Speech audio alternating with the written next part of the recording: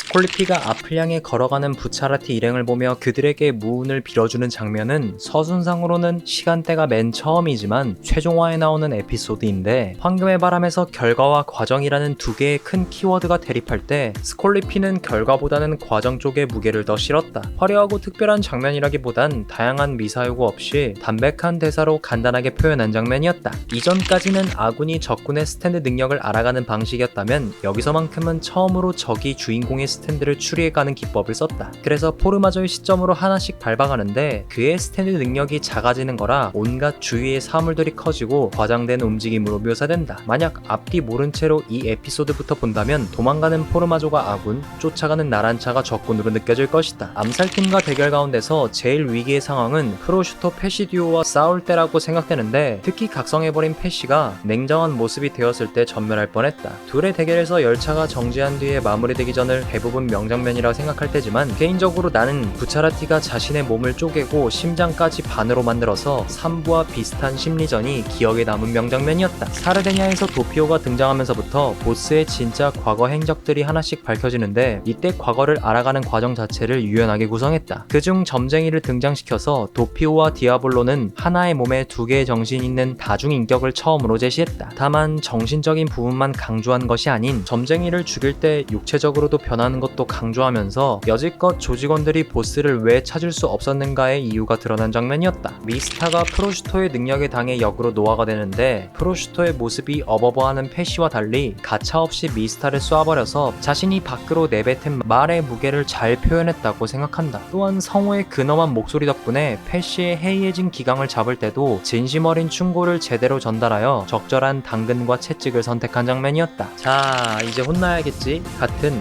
디아블로의 철권 통치가 무너지고 여태까지 쌓아놓은 업보를 되돌려받는 장면인데, 디아블로 포함해서 다른 인물들은 땅에 있지만 고릭네는 인외급의 존재로서 혼자 공중에서 모든 인물들을 아래로 내려다본다. 이전 체리엇 레퀴엠 때는 분위기나 배경이나 전부 안개가 끼인 듯한 분위기를 조성했다면, 고릭네는 구름이 걷히고 해가 뜨는 또렷하고 밝은 분위기를 조성하여 변수는 더 이상 있을 수 없다고 나타낸 것 같았다. 이때 싸웠던 놈이 역대 빌런들 가운데서 가장 쓰레기 듀오 중 한 명이라 3부 러버즈 때보다 더 통쾌한 장면이었다. 초콜라타가 조르노와 1대1 대결을 하기 전까지 로마 전역의 시민들을 상대로 업보를 쌓았고, 과거 행적도 용서받을 수 없는 업보를 쌓는 바람에 정의 구현이 어떻게 될지 기대했는데, 조르노가 아버지인 디오를 상징하는 무다와 의리 두 개를 써서 날려버렸다. 위기의 상황에서도 자신이 할 수 있는 일과 내가 희생하면 팀원이 부활할 수 있다는 리더로서의 행동은 부차라티가 남다른 간부라는 것을 보여주는데, 프로슈트를 데리고 달리는 열차 밖으로 과감하게 몸을 내던질 때 이름에 조조가 안 들어갔을 뿐 거의 주인공에 가까운 활약상이었다. 이 움직임의 프로슈토는 부차라티에 비해 각오가 덜 된 모습이어서 화들짝 놀라지만, 당연한 듯이 문을 열어버리는 부차라티는 확실히 각오가 남달랐다. 퍼프레이즈의 등장신도 푸고의 숨겨진 흉악한 본능을 표출하는 것 같아서 긴장감이 맴돌았지만, 일루조한테 최후의 러쉬를 날릴 때만큼 흉악한 모습이 나왔다고 생각되진 않는다. 다시 말해 원래 러쉬로 마무리 지을 때는 멋있거나 깔끔해야 하는데, 퍼프레이즈는 광기에 취해서 눈에 보이는 것을 전부 없애는 것 같았다. 여기에 광적인 부분을 효과적으로 표현하고자 이때의 색도 일부러 여러 탁한 색을 쓴 것 같아 보였다. 이건 예전에 디아블로를 이야기할 때도 말했었던 부분인데, 작가가 5부에서는 정체보단 스탠드와 능력을 먼저 소개하여 3부, 4부와 다른 소개 방식을 썼다. 심지어 능력을 알아낸 것도 부차라티 혼자서 알아냈고, 어떻게 대처해야 할지 일행이 파워업하는 스토리가 되었다. 재미난 건 정체가 밝혀지기 전까지 스탠드가 본체를 대신해 말하다 보니 스탠드의 인격이 따로 존재하는 것처럼 묘사되었다. 4명의 인물들이 테이블에 앉아서 각각의 개성을 드러내는 장면이다. 조르노보다 먼저 들어온 선배들이지만 위험 같은 것은 볼 수 없고, 전부 엉망진창에 매번 의견 충돌이 일어나 팀이라고 부르기에 애매한 부분이 많았지만, 조르노가 들어오자 분산되어 있던 의견이 하나로 똘똘 뭉쳐서 신입을 괴롭히는 데 집중할 수 있었던 팀워크가 돋보인 장면이다. 원작에서도 나왔던 부분이지만 애니로 와서는 암살팀의 서사와 개연성을 강화시키기 위해 여러 장면이 새롭게 추가되었는데, 2명을 죽인 인물들이 파시온의 쓰레기 듀오가 되었고, 또한 죽은 뒤에 장례를 치룰 때 혼자 남아있는 리조토 등 암살팀의 분량이 대폭 늘어났다. 또한 이 둘의 시체를 데미안 허스트의 작품으로 오마주하여 예술작품에 대한 새로운 잡지식도 얻을 수 있었다. 조르노를 제외하고 아무도 알 수 없던 부차라티의 독백 장면은 조셉에 이어 승천할 때 조언해주는 장면이다. 5부의 사운드 트랙에서 두 번째 앨범 이름이 인터메조인 것처럼 클라이막스에 가기 전에 짧은 간주로 분위기를 전환시키는데 톡톡히 해냈다. 얼마 안 되는 시간이었는데도 불구하고 육체는 죽어 있었지만 정신이 살아서 살아있음을 느꼈다 같은 표현이 이 아름다운 장면을 더욱 돋보이게 만들었다. 조르노가 처음으로 살인을 저지르는 이 장면은 순간의 망설임 따위는 보이지 않았는데 능력을 알고 나서 하나씩 알아가는 과정인데도 변수 없이 죽이는 데 성공할 수 있었다. 또한 폴포가 죽으면서 화살도 박살내어 새롭게 들어올 수 있는 유비들을 차단하며 뒤에서 갑작스럽게 발목 잡힐 수 있는 여지를 없앴다. 그리하여 부차라티 일행이 앞에서 가로막는 적들만 대치하여 수월하게 나아갈 수 있었다. 몇 년 동안이나 개처럼 일하면서